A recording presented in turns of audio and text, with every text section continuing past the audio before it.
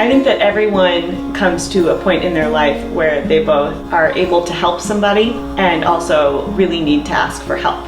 And the call gives you both sides of that story.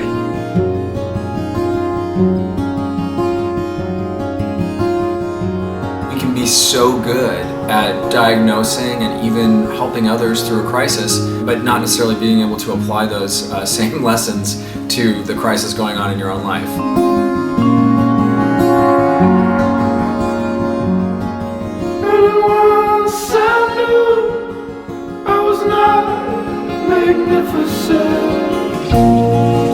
The call inspires me to be forward and to be unapologetic for who I am.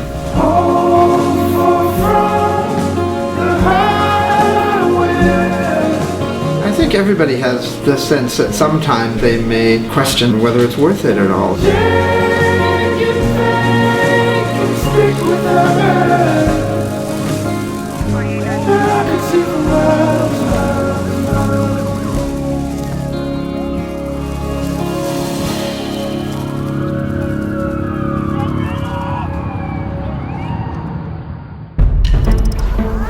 I was just in our local crisis call center and the phones are ringing off the hook. They've had to increase the number of employees on the clock, and sometimes all it takes is a phone call, a lifesaver in the form of another voice on the end of a line. What interested me most about the call, it is unlike anything else that is currently on television. I think people will enjoy because a lot of different people can connect with it. We're dealing with things that maybe we don't feel comfortable talking about, but we need to start talking about them. Shows like this are what's needed because it lets people know that you're not the only one going through this. Oh wow, that's going on in my family, or I know somebody that's happening to. When you go to answer that phone, you don't know what you're gonna get. You don't know if it's life or death. You don't know how high the stakes are.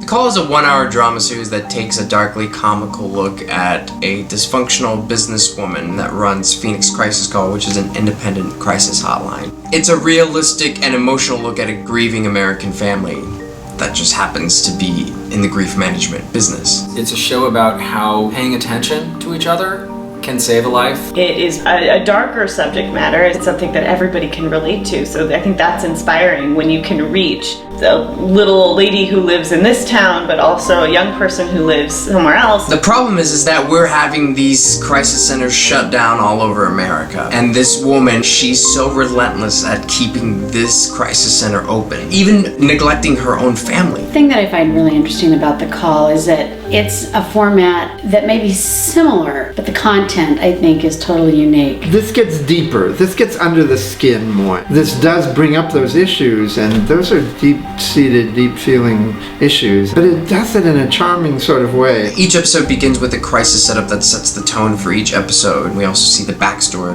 of these volunteers and what happened and why they ended up at Phoenix Crisis Call. I think what's amazing about this project is that you see the lives behind the people who are in crisis. It's about time that we start talking about what our guys and girls are coming home from. That's right. People make money off of keeping people on guard and keeping them nervous and keeping them on pills. Storytelling this series as an episode, it gives us time to fully address accurate depictions of mental health. I don't think anything has ever taken place in a crisis call center before, and I think it's so important that this story be told.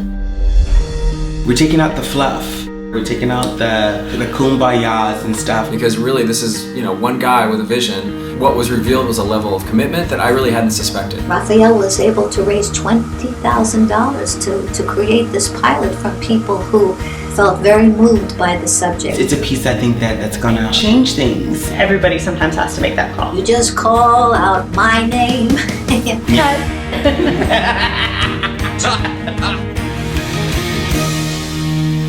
Now that's how you counsel a motherfucking call.